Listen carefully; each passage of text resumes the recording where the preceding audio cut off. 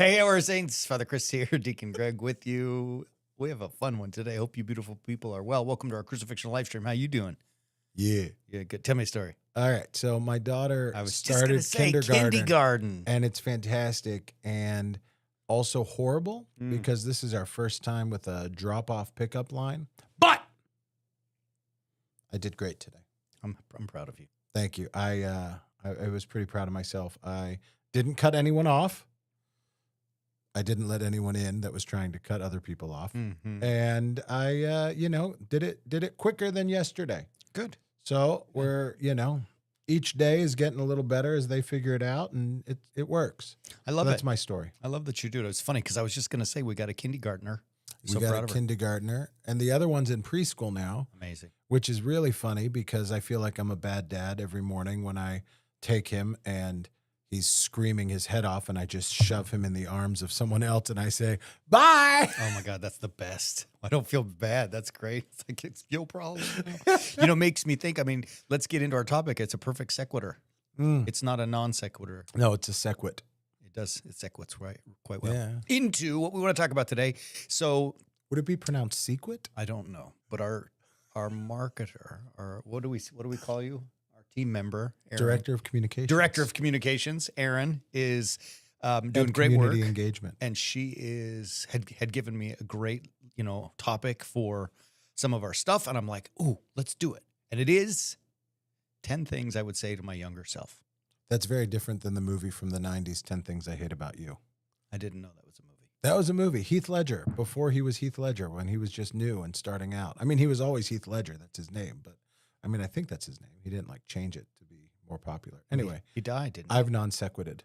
Yes, before the Joker, the Batman movie where he was the Joker. He was a fabulous Joker. He was, but I think it caused him trauma. I am sure it caused him trauma. All of that leads to this. Let's get after it. Batman. No. Let's go to 10 things I would say to my younger self. Yes. With an eye on maybe we share some wisdom with our beautiful audience, but also it's something important for the chitlins, with the kindergartner and all that kind of stuff, and a preschooler. The things that make me so proud of my daughters is just the way they live their lives, and they live it, I think, because my bride and I have fought hard to teach them. I mean, the table is sacred for us, and so we've taught them, and oh my gosh, it works. So what's that? Proverbians. Come on, put it. Proverbs 22. Proverbs 22:6. Train up a child in the way he should go, and when he is old, he will not depart from it.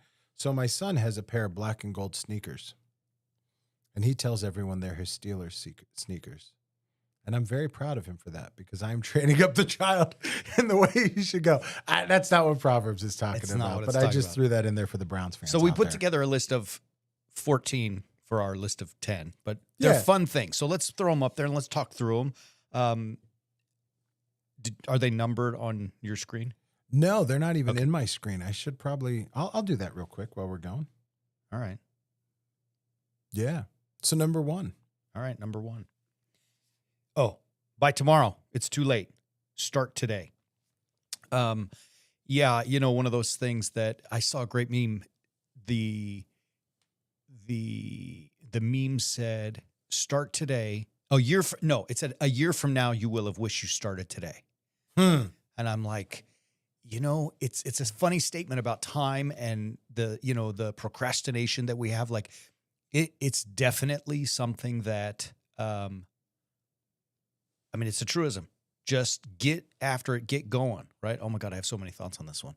But I wish that I had told myself 20, 30 years ago to do the things I'm doing today, right? Imagine where we could be if we put that kind of effort in. In some sense, it's an unfortunate balance of the current self versus the ideal self, right? Which always leads to misery and depression because I'm never what I wanted to be. But anyways, my advice, my guidance, wisdom, whatever you want to say, which really isn't mine. It's from the Lord himself, but start today. Yeah, I think it's really a fun thing. Ben Franklin says, why put off to tomorrow what you can do today?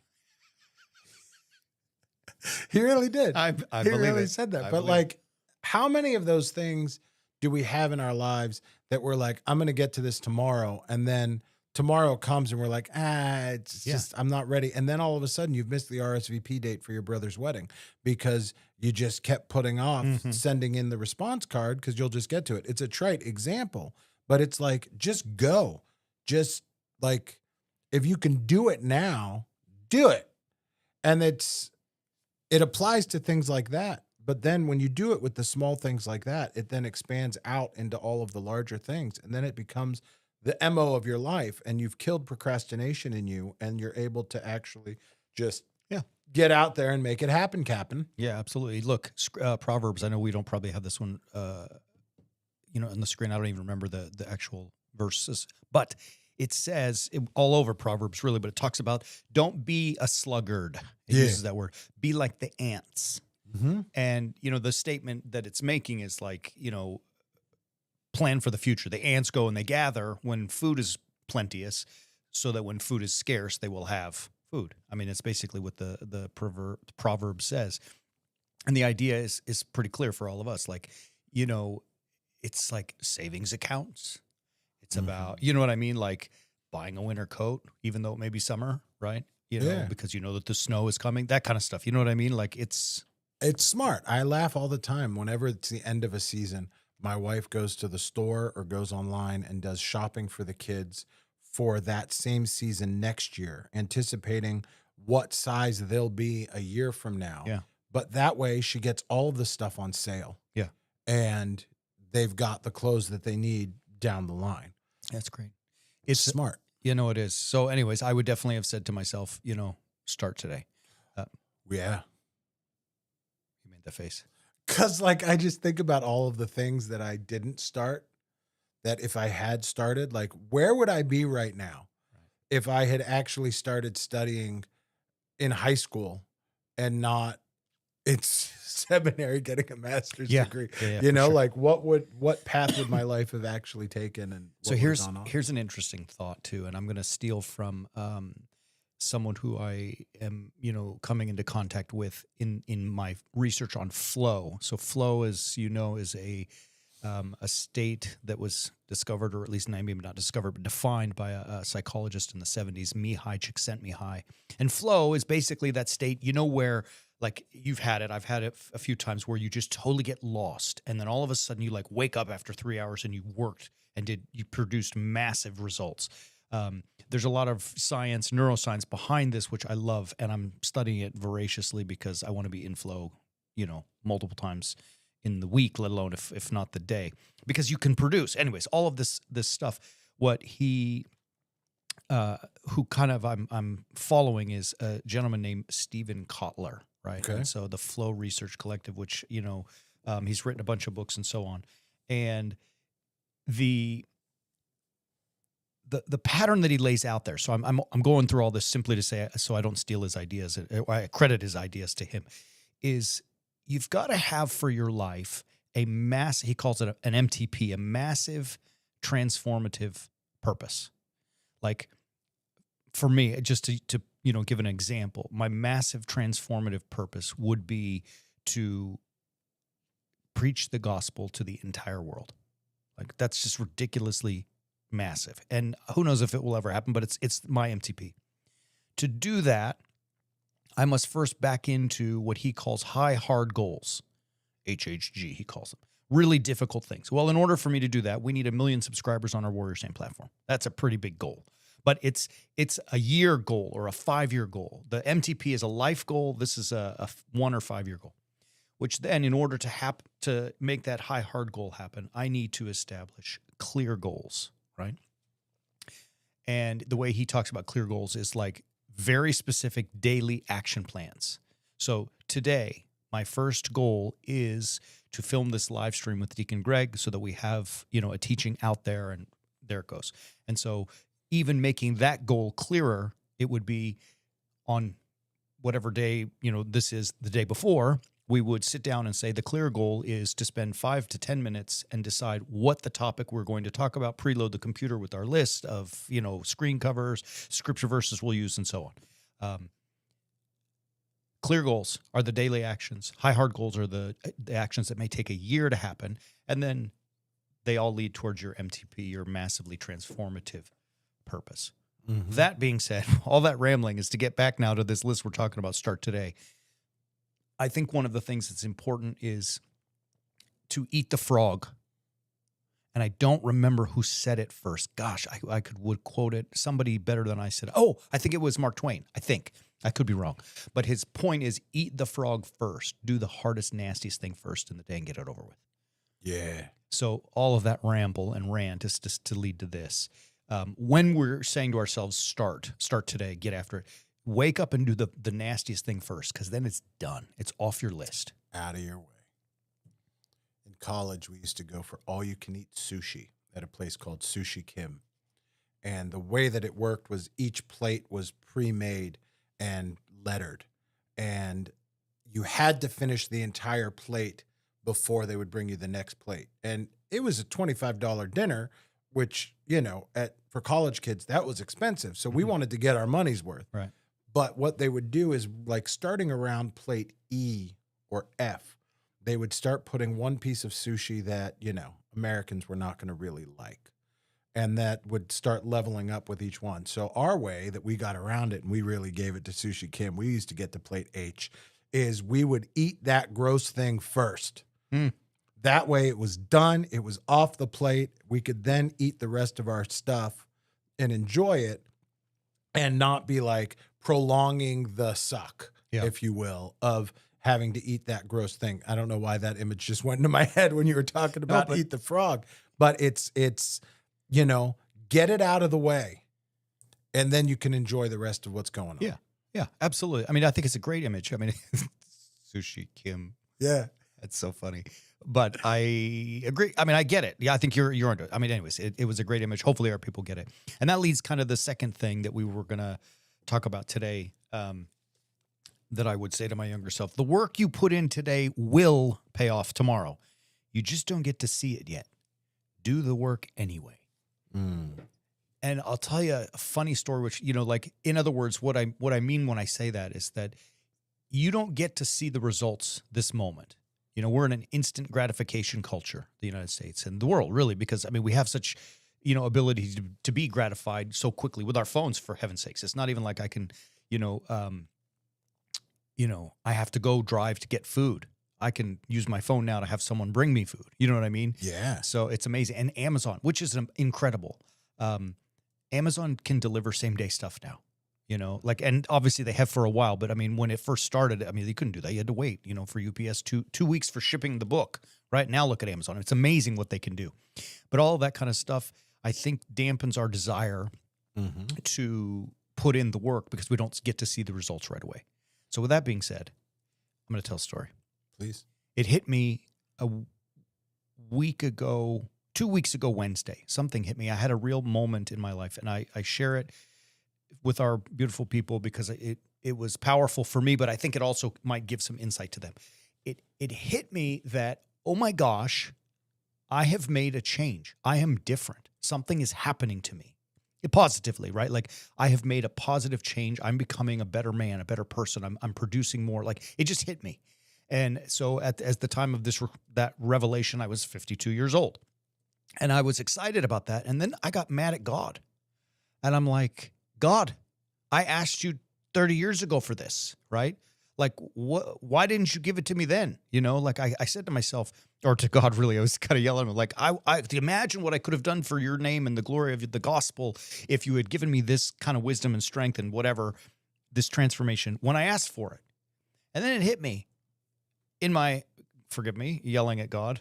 We came to a resolution. I think he taught me and reminded me, he's like, look, I'm not a wizard, right? With a magic wand in the sky that waves it and does what you want.